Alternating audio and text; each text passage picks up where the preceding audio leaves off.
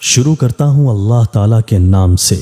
جو بڑا مہربان نہایت رحم والا ہے۔ حضرت عمر رضی اللہ تعالیٰ عنہ سے روایت ہے کہ رسول اللہ صلی اللہ علیہ وآلہ وسلم نے فرمایا کہ ایسا ہرگز نہیں ہو سکتا کہ کوئی نامحرم آدمی کسی عورت سے تنہائی میں ملے اور وہاں تیسرا شیطان موجود نہ ہو۔ تشریح: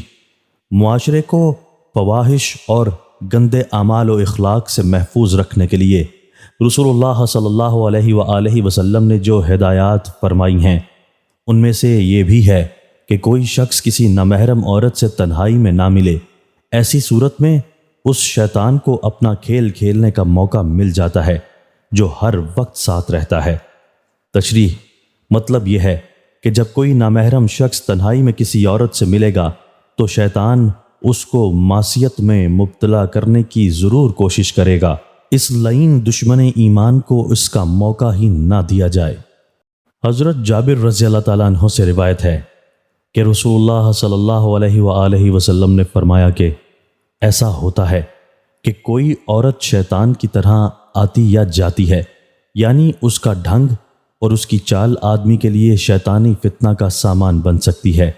تو اگر کسی کو ایسا واقعہ پیش آئے کہ کوئی ایسی عورت اچھی لگے اور اس کے ساتھ دلچسپی اور دل میں اس کی خواہش پیدا ہو جائے تو آدمی کو چاہیے کہ اپنی بیوی کے پاس جائے اور اپنی نفسانی خواہش پوری کرے،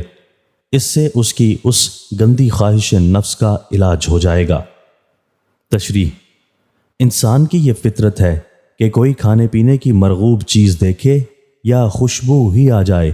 تو اس کی خواہش پیدا ہو جاتی ہے۔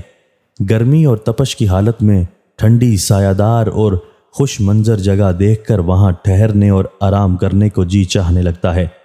اسی طرح یہ بھی ہوتا ہے کہ کسی غیر عورت پر اچانک نگاہ پڑ جانے سے بسا اوقات شہوانی تقاضا پیدا ہو جاتا ہے جو اغوائے شیطانی سے بہت برے نتائج تک بھی پہنچا سکتا ہے،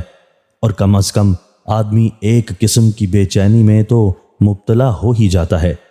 نفس و روح کے معالج اعظم رسول اللہ صلی اللہ علیہ وآلہ وسلم نے اس کا بھی علاج بتلایا ہے۔ دوستو، اللہ تعالی ہمیں ان احادیث مبارکہ پر عمل کرنے اور اپنی زندگیوں کو سنوارنے کی توفیق عطا فرمائے۔